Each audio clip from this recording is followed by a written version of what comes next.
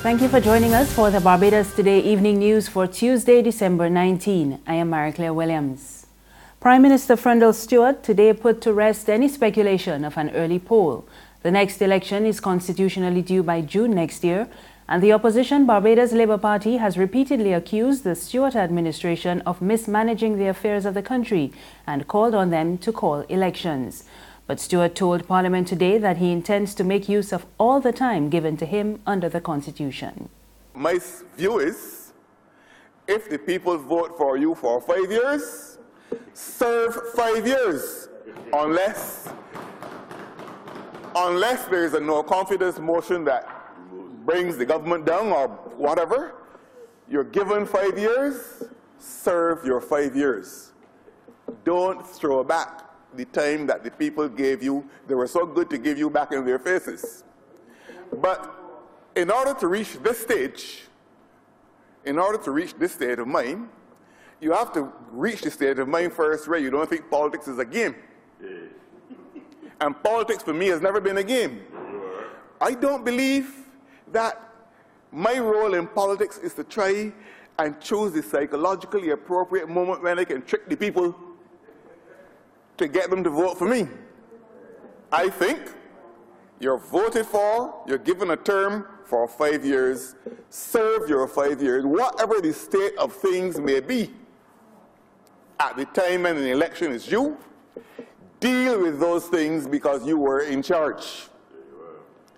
And that is what is going to happen this time around. The Barbados Labour Party is dismissing the offer of a coping subsidy to public workers. Party leader Mia Mottley says government is 8 months late in bringing relief following the hike in the National Social Responsibility Levy. The National Union of Public Workers reported last Friday that government has placed an offer on the table after more than a year of negotiations. Mottley told a press conference this afternoon she is not aware of the amount being offered, but said she is not impressed. If it comes, it is 8 months late and ought to have been received long ago, because Barbadians are reeling under the pressure of the cost of living increases in this country as a result of an unfair and discriminatory NSRL that may find itself being imposed on the same good more than once, and for which multiple persons across the society cannot agree as to how and where it is to be applied. This is a bad tax, and taxes must be certain, must be fair, must be transparent. And in this respect, we believe the NSRL to be a bad tax. To the extent that the public of Barbados can be shielded, the public servants can be shielded through a cost of living allowance in the absence of a wage increase for 9 years, is long overdue. A horrendous state of affairs. That's how the United Progressive Party's Christchurch South hopeful, Nadia Willis, is describing the sewage problems on the South Coast. She told a press conference that residents are concerned that requests for an audience with the MP of the area, Health Minister John Boyce, and the Environmental Health Department have so far fallen on deaf ears. So now, imagine walking around in sandals or flip-flops, as we do in Barbados, and imagine you have a minor cut on your foot. Imagine that when our valued tourists shares with the rest of the world that they are not walking through little puddles of freshly fallen rain on their way to Massey Worthing, but pools of sewage water with a stench that can be smelt some days whilst shopping inside Massey supermarket.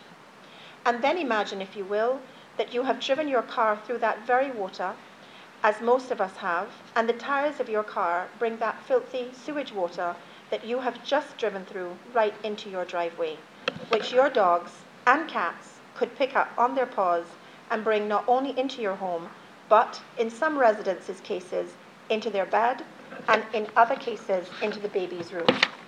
Police have issued another appeal for the public's assistance in locating wanted man Damien DeBarge Wilkinson of Jordan's Lane, St. Michael. The 32-year-old is being sought in connection with serious criminal matters. Wilkinson is 5 feet 3 inches tall, slim and dark. He has a tattoo of teardrops under his right eye and is known to frequent Darrell's Road, St. Matthias, Britain's Hill and Paddock Road, St. Michael. Police say Wilkinson is considered to be armed and dangerous, and the public should not approach him. He is advised to present himself to the Hastings police station, accompanied by an attorney at law of his choice or a family member. Anyone who may know the whereabouts of Damian Wilkinson is asked to contact the Hastings police station at telephone number 430-7608 or 430-7219. You can also call the police emergency number 211, the nearest police station, or Crime Stoppers at 1-800-8477. There's regional and international news after this short break.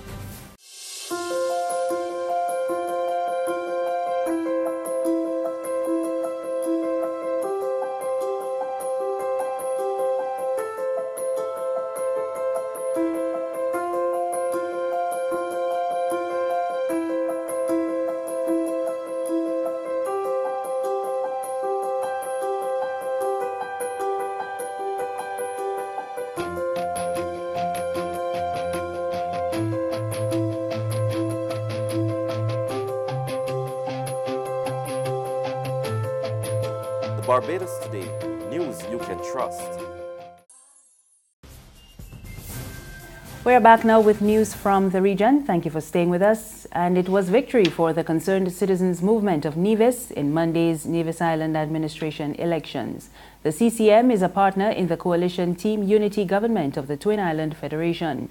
The party won 4 of the 5 seats at stake in the polls, and the 5th was won by the former Premier Joseph Parry of the Nevis Reformation Party. The opposition St. Lucia Labour Party says government's practices are to be blamed for the island's inclusion on a European Union blacklist of tax havens. Earlier this month, EU finance ministers named Barbados, Grenada, St. Lucia and Trinidad and Tobago among a list of global tax havens.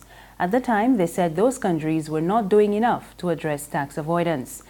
The opposition leader in Castries, Philip J. Pear, is accusing the Alan Chasney administration of failing to comply with international standards. We get more in this report from HTS News. The ban places the blacklisted countries at risk of EU sanctions, which could mean the loss of access to funds. Pierre says talking about the issue is not enough. The St. Lucia government was given up to December 2018 to make a commitment to the EU, just a simple commitment that they would deal with the base erosion and profit strategies. They were given, all they had to do was give a commitment, and the government failed. So the reason why St. Lucia was blacklisted, and the reason why St. Lucia may stand the chance of losing EU aid, is because of negligence in the form of the government. And any excuse, the government must understand that talking and trying to talk issues away will not help. The blacklist is aimed at countering tax avoidance and evasion. Pierre claims that had the St. Lucian government given a commitment to address some of the issues, the island would not be in this position. On the international scene, the Republican-controlled U.S. House of Representatives has approved sweeping tax legislation. The bill is now before the Senate, where lawmakers are due to vote this evening. It is the biggest overhaul of the U.S. tax system in more than 30 years and could be signed into law by President Donald Trump by tomorrow if both chambers of Congress approve it. The House passed the bill with a vote of 227 to 203. And that's news this evening. Remember, there's more on our website, www.barbadostoday.bb. You can also subscribe to our e-paper, email updates, and like us on Facebook. We're on Izumi Media in bus terminals and Screenplay at supermarkets and gas stations near you. You can also tune in to Mix 96.9 FM for more news. I am Marie Claire Williams. Good evening.